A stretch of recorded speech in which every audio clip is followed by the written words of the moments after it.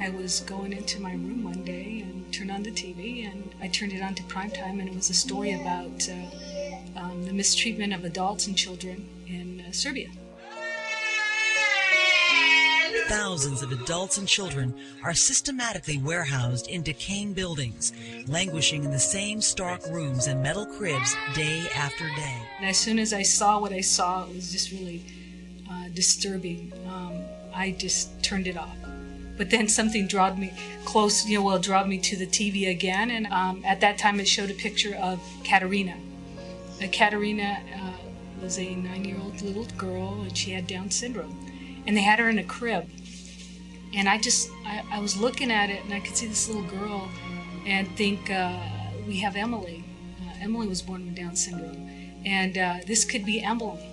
And so I turned off the TV, and then I told Tim about it. He kind of laughed at me at first. She came to me at first and said, let's think about adoption. I thought to myself first, are we crazy? I sent him the video, he watched the video, and then told me, why don't you try to find her? That Monday he had church practice.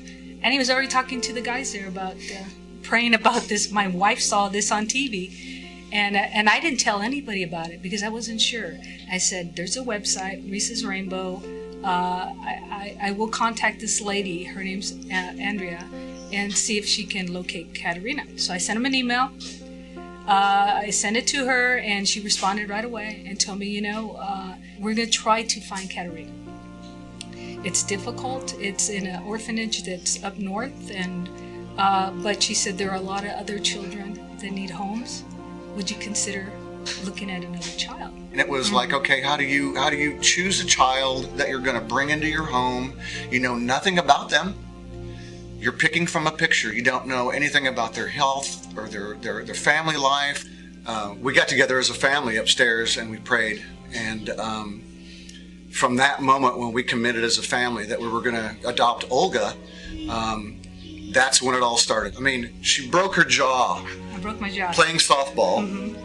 And then she got sick with mono from the hospital. Then he got sick. We go to San Diego to the State Department to get our documents done. We're celebrating. We're basking in the glow of God's grace, and we've got everything ready to go. We are going to Ukraine, and I make a wrong turn, and I get hit by a train. Yeah, I said, this is nothing more than Satan and his minions poking his finger in our chest, saying, you want more of this?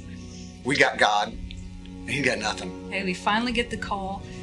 We're going to have an appointment in Ukraine to adopt Olga. But our appointment date was scheduled for 9/28, and that's Emily's birthday. And that was just the awesome, it was awesome confirmation from God saying, this is my plan. And when we finally arrived in Ukraine, and finally we're going up the steps to this place, we didn't know what to expect. We thought from the pictures, it's going to be horrible. Going in, it was clean. They were friendly. They were kind. They had the playground. It was like, wow, God really took care of her. Everywhere we went, it was like, why do you want to do this? Why do you want to do this? I said, well, God moved on our hearts to do this. Mm-hmm. And this is something that we felt we wanted to do, to be obedient to God. We finally had our day in court, and we had the judge. And she was really intimidated. I don't know about you. I felt like she was just like... Well, she was... There was no emotion. It was... the courtroom was very small. It was, back and forth in Ukrainian or Russian. So we didn't understand much what was going on. It just seemed like she was angry. And so once she was done, we thought, okay, now is she going to allow us to adopt her? She just got up and said, okay. She took off her robe. She said, enough with the formalities. Enough with the formalities. So she took off her robe and she started going in the back and coming out with gifts. And she handed the gifts to us, and she began to cry. So, in my opinion, what I saw was she saw the Holy Spirit from us in what we were doing, and it overwhelmed her because they don't see this. ever. Here's a family from the United States of America that came and is adopting this special needs child. And they just aren't used to something like that. Once again, it was always, why? Why are you doing this? Why are you doing this? Watching God move on this entire courtroom was just amazing. It was amazing.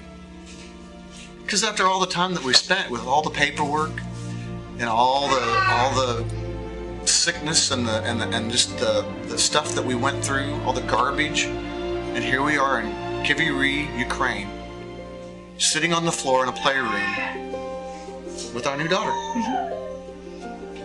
With our new daughter. Amazing. Amazing. God's grace.